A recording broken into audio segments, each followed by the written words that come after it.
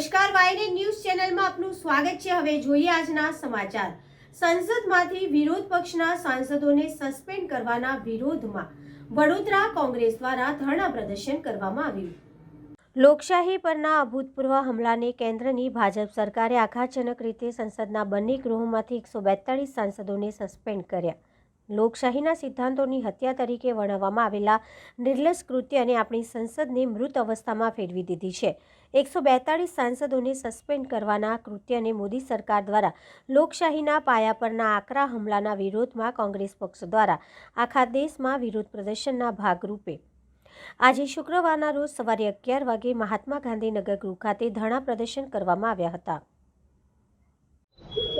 ભારત દેશના ઇતિહાસમાં જે રાજ્યસભા અને લોકસભાના જે સાંસદો અને એ સાંસદોની સંખ્યા 142 અને એ તમામ પક્ષના અલગ અલગ પક્ષના સાંસદો જેને પ્રજા ચૂંટાઈને મોકલે છે એવા સાંસદો જ્યારે પ્રજાલક્ષી પ્રશ્ન પૂછે પાર્લામેન્ટમાં કે મોંઘવારીનો પ્રશ્ન પૂછે, બેરોજગારીનો પ્રશ્ન પૂછે, મહિલા સુરક્ષાનો પ્રશ્ન પૂછે, જે અદાણી યુગ ચાલી રહ્યો છે એની વિરુદ્ધમાં પ્રશ્ન પૂછે તો પાર્લામેન્ટમાં જે ચૂંટાયેલા સભ્યો છે એમને પ્રશ્ન પૂછવાનો અધિકાર નથી। અને જ્યારે એમના પ્રશ્નોનો જવાબ ના મળે ત્યારે સાંસદો જ્યારે ગાંધીજીના માર્ગે આંદોલન કરતા હોય ત્યારે એ લોકોને જે લોકશાહીનું ખૂન કરીને જે સસ્પેન્ડ કર્યા છે એના વિરુદ્ધમાં આજે આખા દેશમાં કોંગ્રેસ પાર્ટીનો કાર્યક્રમ છે લોકશાહી બચાવોના સૂત્ર હેઠળ। કારણ કે ભારતીય જનતા પાર્ટીના શાસનમાં જ્યારથી આ દેશમાં મોદી સરકાર આવી છે તમે જુઓ કે યુવાનો હોય કે મહિલાઓ હોય બધા લોકો ત્રાસી ગયા છે, ત્રાહિમામ પોકારી રહ્યા છે। આજે બેરોજગારીનો મુદ્દો હોય કે મોંઘવારીનો મુદ્દો હોય, પરંતુ જે ચૂંટાયેલા પ્રતિનિધિ અને જે રાજ્યસભા અને લોકસભામાં જે સાંસદો છે એ સાંસદોને પણ આ લોકોને બોલવાનો અધિકાર નથી આપતા। જો સાંસદની સાથે આવી આ લોકો વર્તણૂક કરતા હોય તો સામાન્ય પ્રજા સાથે આ લોકો શું નહીં કરે। એટલે એક હિટલર શાહીનું વાતાવરણ ઊભું થયું છે દેશની અંદર। એવું લાગે છે કે ફરી આપણે અંગ્રેજોના યુગમાં જતા રહ્યા છે।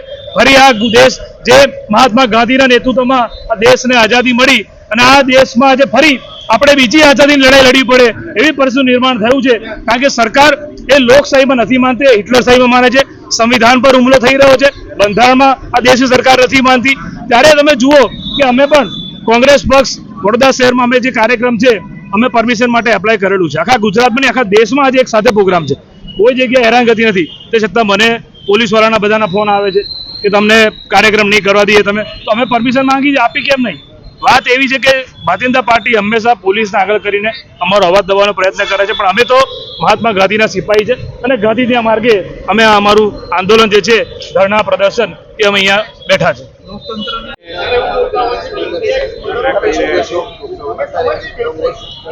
ભારત દેશ એટલે આખા વિશ્વની સૌથી મોટી લોકશાહી। અત્યારે આજે ભારત દેશના જેટલા વિપક્ષના દળો છે બધા ભેગા થઈને આજે લોકશાહી બચાવો દિવસ તરીકે ઉજવવાનું જ્યારે નિશ્ચય કર્યો છે ને અત્યારે 11:30 વાગે સમગ્ર દેશમાં અલગ અલગ જગ્યાએ ધરણા થઈ રહ્યા છે। ત્યારે ક્યાંક તમામ વિપક્ષોને એકત્રિત થઈને એવું લાગે છે કે ભારતની લોકશાહી અત્યારે ખતરામાં હોય। જે રીતના આપણા બંધારણને તોડી મરોડીને કાયદા પોતાને મન ફાવે તેમ અર્થઘટન થઈ રહ્યું છે, એના પરથી અત્યારે એવું લાગી રહ્યું છે કે હવે બંધારણ બચાવવા માટે અને લોકશાહી બચાવવા માટે લોકોએ મેદાન પર ઉતરવું પડશે।